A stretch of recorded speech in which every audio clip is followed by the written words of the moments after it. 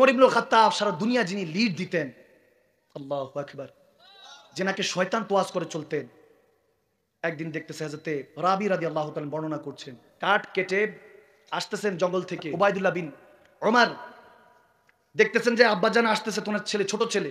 বলে আব্বাজান আমরা আছি তো, আমার কাছে বলেন, আমি কাঁধে উঠাবো, আপনি আমিরুল মুমিনিন, আপনি বাদশা, আপনি কাজ কেন করছেন? তখন বলে নফস বড় ডিস্টার্ব করছে। সবাই শুধু আমিরুল মুমিনিন বলে, আমার নবীর খলিফা, দ্বিতীয় খলিফা, যদি হতো নবীর পরে নবী হতো তাহলে ওমর হতো। বারবার বলছিল নফস বড় ডিস্টার্ব করছে, অহংকারী হয়ে উঠছে, এজন্য শাস্তি দিচ্ছি। সুবহানাল্লাহ। ওমর বলছেন নফস বড় ডিস্টার্ব দিচ্ছে, নফস বলতেছে তুমি অনেক বড় হয়ে গেছো, আল্লাহওয়ালা হয়ে গেছো, যখন এরকম করলো এজন্য কাঠ কেটে কাঁধে উঠিয়েছি, না খেয়ে কাঠগুলি আমার জ্বালানির জন্য বাসায় নিয়ে যাচ্ছি। সুবহানাল্লাহ। ওমর ইবনুল খাত্তাব এভাবে নফসকে কন্ট্রোল করতেন। হায় হায়, একদিন খাতুন তেনার স্ত্রীর কাছে গিয়ে চোখের পানি ছেড়ে কাঁদছেন। তেনার স্ত্রী বলতেছেন, ইয়া আমিরুল মুমিনিন, কেন কাঁদছেন, কেন কাঁদছেন? এখানে একটা হাদিস মনে পড়লো, আরেকটা বুখারী শরীফের। ইরান থেকে বাদশা কিছু প্রজা পাঠালো, দেখো তো ওমরের কি অবস্থা, কি পাওয়ার, কি তার অবস্থানটা একটু দেখে আসো। আসলো কাফেলা, সাথে কিছু ইরানের রানী, সেও কিছু খাদেমা পাঠালো যে হযরত ওমরের স্ত্রীকে দেখো তো ঘরের কি পরিবেশ, তেনার ঘরটা কিভাবে চালায়, কারণ ঘর শান্তি তো দুনিয়া শান্তি। ঘরে গিয়ে যদি স্ত্রী বলে ক্যাটকে কইছিলা, এতক্ষণ কইছিলা, এত দেরি, এটা কোনো কথা? তুমি তুমি করে কেন বলছেন, আপনি করে বলতে হবে। আওয়াজ দেয় না। আকর্ষণ 3 মাস থাকে, 4 মাস থাকে, 5 মাস থাকে, এরপর আকর্ষণ থাকে না। মোবাইল ফোন 20-25 দিন, যুবক ধরতে দেয় না, বন্ধু ধরিস না, এটা অনেক টাকার দাম, পড়ে গেলে শেষ। গাড়ি কিনলে মার্সিডিজ, বিএমডাব্লিউ, রোলস রয়েস, দামি দামি গাড়ি কিনলে, ইনফিনিটি, এখন বাইক কিনলে, ভালো ভালো রয়্যাল ইনফিনিটি, কত রকমের কত কিছু চলে আসছে, কিনলে ধরতে দেয় না, বসতে দেয় না। কিন্তু এগুলো 2-3 মাস, বিয়ের পর সংসার ধর্ম 4-5 মাস ভালো লাগে অনেকে। এখন তো এমন জেনারেশন 1 মাসও ভালো লাগে না, 1-1.5 মাস মাথায়, 40 দিন, 3 দিন, 1 সপ্তাহের মাথায় এখন তালাক হয়ে যায়, নাউজুবিল্লাহ। আকর্ষণ বান্দা অল্প কিছু দিন, তখন আর থাকে না। এরপরে সম্পর্ক টেনে নিতে হয় রেসপেক্ট দিয়ে, সম্মান দিয়ে, আদিনী করলে আদব, দিন প্রতিষ্ঠা আদবের উপর, সম্পর্ক টিকে থাকে আদব দিয়ে। বাবাকে সন্তানকে ওই সম্মান রাখতে হবে যে আমার সন্তান, কথায় কথায় বকা দেওয়া যাবে না, মাঝে মাঝে বুঝাতে হবে যে বাবা এটা করা যাবে না, সুন্দর করে বুঝাতে হবে। গুড ওয়ে আছে, রং ওয়ে আছে, গুড ওয়েতে বুঝালে বুঝবে না কেন, অবশ্যই বুঝবে। আর সবচেয়ে বড় যেটা প্রয়োজন সেটা হলো ওয়াকুনু মা সাদিকিন, ওলি আল্লাহদের সাথে সঙ্গ জ্ঞাপন করতে হবে, আল্লাহ ওয়ালাদের সাথে সঙ্গ জ্ঞাপন করতে হবে। একজন শায়েখ তরিকাতের কাছে গিয়ে বায়াত নিতে হবে, মুরিদ হতে হবে, ওনার স্টুডেন্ট হতে হবে, তেনার কাছে শিখতে হবে। কতজন আসে আমাদের কাছে, হুজুর দোয়া করেন, এটা ওটা ওটা হাবিজাবি। বললাম কেউ একজন আসলো না, হুজুর আল্লাহ আল্লাহ রাসূলকে রাজি করবো কিভাবে, সেই দোয়াটা করেন। সুবহানাল্লাহ। সবাই ক্ষণস্থায়ী দুনিয়ার জন্য আসে, চিরস্থায়ী আখিরাতের জন্য কেউ আসে না। আল্লাহ আসার তৌফিক দান করুন, শুধু বাল হাল বুঝানোর জন্য। তোমার স্ত্রীর কি অবস্থা দেখে আসো। খাদেমার আসলো, রানী, ইরানের রানী এসে দেখলেন। এখন তোমার স্ত্রী আম্মাজান, তিনি খাতুন চিন্তা করলেন রানী পাঠিয়েছে, একটা ভালো পোশাক দিলেন, একটা খুশবুর বোতল দিলেন। আমার কথা বোঝা যাচ্ছে? হাদিসে মোবারক হাত দুইটা বলে আমি ছেড়ে দিব, আর কষ্ট দিব না, অনেক রাত হয়ে গিয়েছে। তো যখন তিনি একটা পোশাক গিফট করলেন, যে একটা তোফা দিতে হয়, ভালোবাসা প্রকাশ করলে তোফা দিতে হয়, গিফট দিতে হয়, ঠিক না? দিলেন, এরপর নিয়ে চলে গেলেন। ইরানের রানী দেখলেন হযরত ওমরের ওয়াইফ বিবি, তিনি আমার জন্য তোফা পাঠিয়েছেন, স্বর্ণের গহনা টহনা যা আছে, কোটি কোটি, এখনকার কোটি কোটি টাকার পোশাক আশাক, আলিশান রেশমি কাপড়, তখনকার আলিশান পোশাকগুলি পাঠিয়ে দিলেন। যখন হযরত ওমরের কাছে আসলেন ওগুলো নিয়ে, হযরত ওমর বললেন এগুলো কার? বলে ইরানের রানী পাঠিয়েছে আপনার খাতুনের জন্য, আপনার স্ত্রীর জন্য। তো বলতেছে আচ্ছা আচ্ছা, নিয়ে আসলেন। বলে নিয়ে আসো। উসুলওয়ালা ছিলেন অনেক হযরত ওমর, ওমরের কাছে কোনো ছাড় নাই। আওয়াজ দেয় না, ঠিক না? মুমিন ছিলেন, সত্যবাদী ছিলেন, ভয়ঙ্কর ছিলেন। যারা সত্যবাদী হয় ভয় পায়, মুনাফিক একটু ভিতরে মুনাফিকি থাকলে ভয় পায়, আর যদি মুমিন হয় আদব করে, সম্মান করে, যে আল্লাহ ওয়ালা, বেয়াদবি করা যাবে না, বেয়াদবি করলে ধ্বংস ইহকাল পরকাল, ঠিক না? আদিনী করলে আদব, দিন প্রতিষ্ঠা আদবের উপর, এই জন্য আদব রেসপেক্ট রাখতে হয়। যেটা বলছিলাম, সমস্ত ওইগুলো আইনেন, তোফাই না, ওনার খাতুনকে বলছে, তা খাতুন এগুলো তোমার জন্য তোমার ইরানের রানী পাঠিয়েছে, কেন পাঠিয়েছে? বলো হ্যাঁ আমি তো আসলে ওই ওনার খাদেমার এসেছিল, আমি একটা কাপড়, তারপরে একটা খুশবু দিয়েছিলাম, একটা ভদ্রতা আর কি, একটা তফা দিয়েছি, এসেছে যেহেতু দিয়ে দিয়েছি তফা। তো ওনাকে বললেন যে আমি হয়তো তোমার স্ত্রী এটা পাঠিয়েছে, তো খুশি হয়ে এত কিছু পাঠিয়ে দিয়েছে। আজ তোমার বলে তুমি আবার কবে থেকে আরেকজনের সাথে রিশতেদারি করছো? বলে তুমি কবে থেকে আবার মানুষকে খুশি করা শুরু করেছো? তোমাকে এটা কি শিখেছে? আমি এগুলো শিখেছি। ওই বাচ্চা ওই রানীর সাথে সুসম্পর্ক রেখে লাভ কি? যিনি আমার কবরও যাবে না, হাসরে কোনো কাজে আসবে না। আওয়াজ দেয় না, ঠিক না? বান্দাকে খুশি করা যাবে না, আমাদেরকে খুশি করতে হবে আমার মুস্তাফা জানের রহমত এবং আল্লাহকে। বলে হ্যাঁ ওটা তো ঠিক আছে। বলে এগুলো সব, এত কিছু বুঝি না, এত বাহানা চলবে না, এগুলো সব বলো যে আমি বাইতুল মালে দিয়ে দিয়েছি। বলে মানি না মানি আপনি বলতেছেন, এখন তো দিতে এমনি হবে। মা বোনরা তো একটু এরকমই, ঠিক না? মর্জির বাইরে গেলে বলে ঠিক আছে, এখন রাগি হলে বলে ঠিক আছে মানলাম আর কি। আমার বিবি সাহেব না কেউ এরকম, মাঝে মাঝে দেখা যায় একটু চাইলে বললাম 3 মাস আগে দিছি তো, এখন কেন চাচ্ছেন? 3 মাস আগে দিয়েছেন। আমি বললাম মনে আছে ওই হাদিস? ও আচ্ছা আচ্ছা, ঠিক আছে ঠিক আছে, কি আর করার, জানে মেজাজি মানুষ। ঘরের মধ্যে আমি একটু রাগটা বেশি রাখি, আপনদের সাথে রাগটা বেশি চলে, কারণ আপনরা বুঝবে। পরদের সাথে সবসময় মন খুলে কথা বলি, হৃদয় খুলে কথা বলি, নরম তবিয়াতে কথা বলি, যাতে, কারণ পরটাকেও আপন বানাতে হবে, আপনটাকেও বাঁচাতে হবে, পরটাকেও বাঁচাতে হবে, ঠিক না ভাইয়ের? আমার কষ্ট হচ্ছে। দিয়ে দিলেন, বাইতুল মালে দিয়ে দিলেন। একটা মিষ্টি খেতে চেয়েছে হযরত ওমর এসেছে ওনার কাছে, তখন আমিরুল মুমিনিন তিনি পুরো জাহান লিড করেন, ওমর ইবনুল খাত্তাব। কোথাও যাওয়া লাগে না, নাম শুনলেই থরথর করে মুনাফিকরা কাঁপে। সুবহানাল্লাহ। একটা মিষ্টি খেতে চেয়েছেন, ওনার স্ত্রী বলে দিব, কিনছি কিনছি। 1 মাস 2 মাস 3 মাস 8 মাস চলে গিয়েছে, কিনে দেয় না। টাকা হচ্ছে না, টাকা হচ্ছে না, বেতন হচ্ছে না, যেটা আসে আল্লাহ রাসূল পক্ষ থেকে হচ্ছে না। আল্লাহু আকবার। 8 মাস পরে তেনার খাতুন 8 দিরহাম ওনার হাতে দিলেন, যে এই 8 দিরহাম নেন, একটা মিষ্টি কিনে নিয়ে আসেন। বলে তুমি টাকা পেলা কোথায়? বলো যে বাজারের জন্য যেটা দিতেন ওখান থেকে 1 দিরহাম করে জমিয়েছি, আপনারই টাকা, হালাল টাকা, কোনো সমস্যা নেই। তিনি বলেন আচ্ছা ঠিক আছে। টাকাগুলি নিলেন, ঘর থেকে বেরোতে নাই, চোখ দিয়ে পানি পড়ছে টপ টপ করে। ইয়া আল্লাহ, তুমি তো আমাকে 1 টাকা হলো বেশি দিয়েছো, আমি তো ওটার যোগ্য না। কাঁদছেন, ভয় কাঁদছেন, আল্লাহর কাছে কি হিসাব দিব, কি হিসাব। বাইতুল মালে সাহাবাদের কাছে গিয়ে বলতেছে এটা নাও। বলে আমি মুমিন, এটা কি? না 8 দিরহাম নাও, আমার 1 দিরহাম স্যালারি কমাও, আমার 1 দিরহাম স্যালারি কমাও। তেনাদের কথা বলছি, যেনাদের ক্ষেত্রে আমার আল্লাহ বলতেছেন লাকাদ রাদিয়াল্লাহু আনিল মুমিনিনা ইয ইউবায়িনুকা তাহতা শাজার। আবু বকর, আমি আপনার উপর রাজি। আরেকজন আবু বকর রাদিয়াল্লাহু তাআলা, হযরত ওমর রাদিয়াল্লাহু তাআলা। আল্লাহ বলতেছে আমি রাজি তেনাদের উপরে, কারণ তেনারা আল্লাহকে রাজি করার জন্য সমস্ত কিছু করেছে। আল্লাহর রেজামন্দি তালাশ করতেন, এখন আমরা বান্দার রেজামন্দি তালাশ করি। এই জন্য বান্দা আপনাকে কেউ স্মরণও করবে না, খোদার ইজ্জতের কসম। আপনি মরে যান। আরে আজকে দেখছি একজন কাঠ মিস্ত্রি, আজ থেকে হয়তো 200 বছর আগে নবীর শানে গোস্তাকি হয়েছে, একটা কাঠ মিস্ত্রি যুবক ছেলে, সে ওই গোস্তাকে রাসূলের গর্দান উড়িয়ে দিয়েছে। সেই রঙ্গিলা মোহাম্মদ লেখে নাউজুবিল্লাহ একটা বই লিখেছিল, তার গর্দান উড়িয়ে দিয়েছে ওই মুসলমান, ওই কাঠ মিস্ত্রি যুবকটা। তাকে কাঠ ঘরে দাঁড়ানোর পরে উকিলরা বলেছে, বলো যে আমার মাথা ঠিক ছিল না, তাহলে জজ সাহেব ক্ষমা করে দিবে। বলে না, আমার মাথা ঠিক ছিল, আকল ঠিক ছিল, আমি বুঝে শুনে তাকে ঠান্ডা মাথায় কতল করেছি।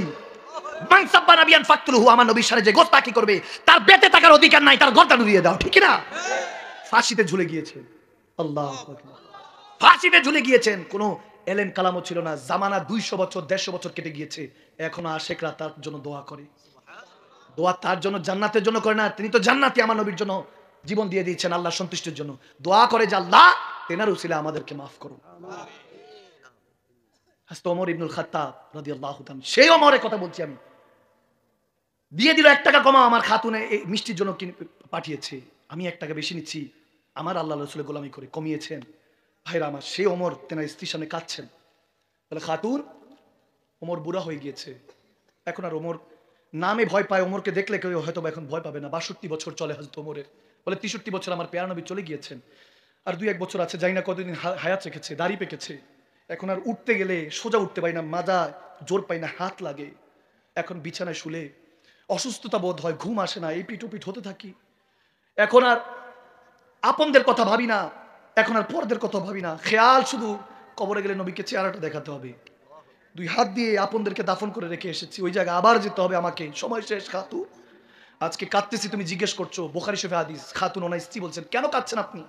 বলে কাঁদছি, মসজিদে নববী থেকে যখন বেরোচ্ছি সব সাহাবারা বলছে, ওই দেখো ওমর ইবনুল খাত্তাব হেঁটে যায়, আমার নবীর সিংহ, আমার আল্লাহর যোদ্ধা, মুমিনদের ইমাম। আজকে যখন বারবার বলতেছে, ওই দেখো যাকে দেখলে শয়তানও তোয়াজ করে চলে, তিনি হেঁটে যাচ্ছে, বাহ বাহ মারহাবা জিন্দাবাদ দিচ্ছে, নারা দিচ্ছে। খাতুন, তেনারা তো আমাকে তাসদিক করলো, আমাকে ক্ষমা করে আপন করে নিল। ভাবলাম ঘরের মধ্যে তো আমি হাল বেহাল করে রেখেছি, অনেক স্ট্রিক্ট ছিলাম, শক্ত ছিলাম, কঠিন ছিলাম, অনেক কিছু চেয়েছো, কখনো মিষ্টিও চেয়েছো, ওটাও কিনে দিতে পারি নাই। ভেবেছি এটার আজার দুনিয়া থেকে আলে না, দুনিয়া থেকে কি নিবো, আমরা তো আল্লাহ রাসূল থেকে নিবো।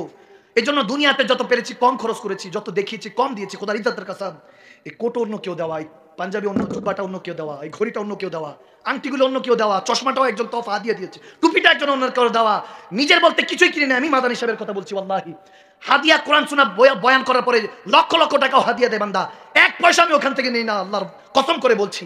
ওটা আমার মুর্শিদে কারিমের পরিবারের জন্য, আমার শাইখ তরিকাতের পরিবারের জন্য হয়তো খরচ করি। নিজের হক হালালের পয়সাটা আমি ওটা খরচ করি না, মাদ্রাসা করার চেষ্টা করছি, মার্কাজ করার চেষ্টা করছি। আমার আল্লাহর ঘর তো আছে, নবী বলেছেন মসজিদ আল্লাহর ঘর, মাদ্রাসা আমি নবী মুস্তাফার ঘর। আল্লাহর ঘর তো অনেক আছে, নবীর ঘর পারফেক্ট নাই, এজন্য আল্লাহর ঘরের সেজদাটাও ঠিকমতো আদায় হচ্ছে না। শিক্ষা উঠে যাচ্ছে, অশিক্ষিত হয়ে যাচ্ছে আমরা। মূর্খ নামে আমাদেরকে চাষাবাদ শেখানো হচ্ছে, আমরা ওই জ্ঞানের নামে, শিক্ষার নামে আমাদেরকে ডারউইনের মতবাদ শিখিয়ে দেওয়া হচ্ছে। আমরা বানর থেকে নাকি এসেছি মানুষ, নাউজুবিল্লাহ। বাবা আদম সন্তানদেরকে এগুলো বলাচ্ছে, এগুলো শিখাচ্ছে পাঠ্য বইয়ের মধ্যে থেকে। ট্রান্সজেন্ডার এরকম বিভিন্ন রকমের আমাদেরকে হিজ্জা বানিয়ে ছেড়ে দিচ্ছে, নাউজুবিল্লাহ। ছেলে মেয়ে হতে চায়, মেয়ে ছেলে হতে চায়। দুনিয়া যখন বর্বরতা, আমার দাদা মুর্শিদ কেবলা জিহাদ করে কাটিয়েছেন, চিন্তা করলাম তিনি আবাদ করেছেন, কিন্তু মাদ্রাসা করার সুযোগ হয়তো পান নাই। আমি ওই চেষ্টা চালাচ্ছি, ওই দিনের কথা বলছি যে দিন আমার নবী দিয়ে গিয়েছেন আপনাদেরকে, আমাদেরকে। ভাইয়ের আমার, খোদার ইজ্জতের কাসম, ওই দিন আমরা ভুলতে বসেছি, সময় শেষ। কাবার কাছে এখন দুনিয়া পৌঁছে গিয়েছে। হযরত ওমর ইবনুল খাত্তাব কান্না করছে, খাতুন তুমি ক্ষমা করে দাও, তোমার কাছে ক্ষমা চেতে এসেছি। সন্তানের কাছে ক্ষমা চাচ্ছে। হযরত ওমর ইবনুল খাত্তাব ফারুক আজম, সত্য মিথ্যা পার্থক্য করনেওয়ালা, যেনাকে আল্লাহ লকব দিয়েছেন, তিনি সবার কাছে ক্ষমা চাচ্ছেন, আমাকে ক্ষমা করে দিস বাবা, তোর হক আদায় করতে পারি নাই। মাইকে বলছে, স্ত্রীকে বলছে, মা হাফসা যিনি আমার নবীর স্ত্রী, হযরত ওমরের সাহেবজাদি, তেনার কাছে বলছে, মাগো আপনি তো আমার মেয়ে, আপনি তো এখন আমার মেয়ে না, আপনি আমার মা, আপনি আমার নবীর স্ত্রী, আপনিও ক্ষমা করে দেন, ঠিক মতো লালন পালন করি নাই। নবীজির কাছে দিয়ে সবাই হাত ধরছে, আব্বা আপনি সবসময় হকের পথে ছিলেন, আপনি কি জন্য এইভাবে কাঁদছেন? কিন্তু ওনার খাতুন চোখের পানি ছেড়ে দিয়ে বলছে, আমি মাফ করবো না, আমি মাফ করবো না। তখন হযরত ওমর বলছেন, কেন কেন মাফ করবেন না? মাফ করে দেন না, স্বামী হিসেবে তো আপনার হক সম্পূর্ণ দিয়েছি, হয়তো বা কোনো না কোনো ভাবে কিছু ছুটে গিয়েছে। আমার রাসূলের উম্মতদেরকে, উম্মতে মুস্তাফাকে জাহান্নামের আগুন থেকে হেফাজত করতে জীবন যৌবন দিয়ে দিয়েছি। অতীতে তো কত গুনাহ করে ফেলেছি। আমি ওমর ইবনুল খাত্তাব, আমার বাবা খাত্তাব যখন 7-8টা উট চড়াতে বলতেন যে এই 7-8টা উটকে লাইন করো, করতে পারতাম না, চাবুক মারতেন, আমার ঘরে কি হয়েছিস তুই? আমি সে ওমর, আজকে সারা দুনিয়া লিড করি, এটা আমার নবীর সাদাকা। সেই নবী উম্মতের জন্য রাব্বি হাবলি বলে উম্মতি বলে কাঁদে, উম্মতের জন্য করবো না। খাতুন ক্ষমা করে দাও, মাফ চাচ্ছি তোমার কাছে। হযরত ওমর ইবনুল খাত্তাবের স্ত্রী বলতেছেন, আপনাকে ক্ষমা করবো না। বলে কোন একটা শর্ত আছে, আমার একটা শর্ত আছে, তাহলে ক্ষমা করবো। বলে কি? বলে হাসরের ময়দানে প্যারা নবী যখন আপনাকে জান্নাতে নিয়ে যাবে, আমি আপনার সাথে আমাকেও নিতে হবে, আমাকেও নিতে হবে। তখন বলতেছে, আমাকে নিয়ে যাবেন তো? তখন বলতেছে, খাতুন এত বড় গুনাহগার আমি কিভাবে বলবো যে তোমাকে আমার সাথে নিব? যদি দয়াল নবী আমাকে শাফাআত দেয়, যদি সুপারিশ করে, আল্লাহ যদি জান্নাত দেয়, ওয়াদা রইলো তোমাকে না নিয়ে আমি জান্নাতে প্রবেশ করব না। তখন খাতুন আর হযরতে ওমর এবং তেনার স্ত্রী একজন আরেকজনের হাত ধরে কাঁদছে, কাঁদছে, কাঁদছে। একজন নেককার স্ত্রী বান্দার জন্য কত বড় নিয়ামত, আমার নবী বলেছেন জান্নাত থেকে কোনো অংশে কম নয়। একজন আরেকজন স্বামী স্ত্রী হাত ধরে কাঁদছে, দুজনে আল্লাহ রাসূলের সন্তুষ্টির জন্য জীবন পাড়ি দিয়ে দিয়েছেন, বৃদ্ধ অবস্থায় কাঁদছেন। ভালোবাসাটা কোন মাকামে চলে গিয়েছে আল্লাহ মালুম। কাঁদছেন, দুজনে কাঁধের মধ্যে মাথা ফেলে কাঁদছেন। হাদিসের এই জায়গার মধ্যে পড়তে লাগলাম। তখন আস্তে করে খাতুন বলেন, হুজুর আপনি তো আপনারটা চেয়ে নিয়েছেন, আমারটা কি একটু চাইতে পারি? বলে বলো। তখন বলতেছে, হুজুর ইয়া আমিরুল মুমিনিন ওমর ইবনুল খাত্তাব, হে আমার নবী দ্বিতীয় খলিফা, আজমত ওয়ালা খলিফা, হে আমার আল্লাহর খাস বান্দা, হে আমার শানওয়ালা আমার স্বামী, আপনার কাছে একটাই চাওয়া, মৃত্যুর আগ পর্যন্ত যতদিন আল্লাহ হায়াত রেখেছে এভাবেই আমার নবীর উম্মতের খেদমত করে যাবেন। আমি আপনার জন্য আমার সন্তানদেরকে মানুষ করেছি, আপনার ভাত রান্না করেছি, আপনার খাবার রান্না করেছি, আপনার কাপড় ধুয়ে দিয়েছি, সব হুকুক আমি মাফ করে দিব। আমি আরো খেদমত করব, আপনার জন্য আরো বেশি খেদমত করব, যেহেতু আপনি ওয়াদা করেছেন।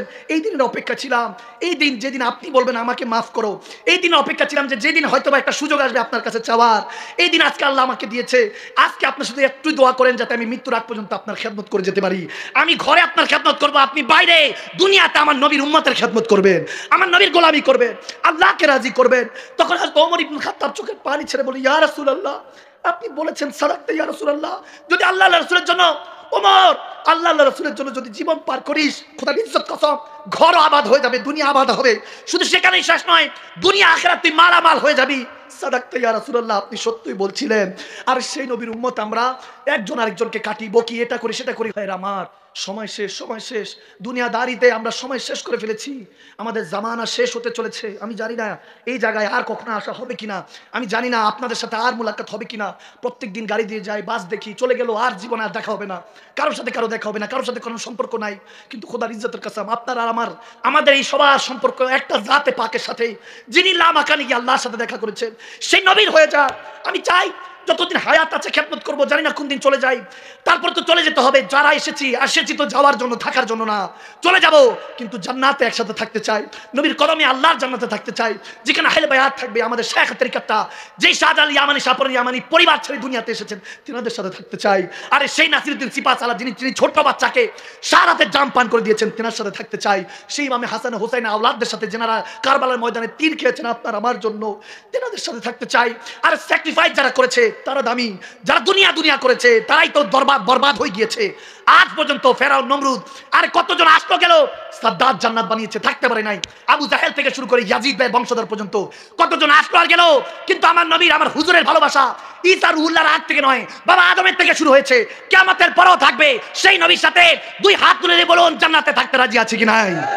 নিজেদেরকে পরিবর্তন করতে রাজি আছে কি নাই? আল্লাহ আজকের এই মজলিসকে কবুল করুক। আজকে থেকে যুবক বলবো না নামাজ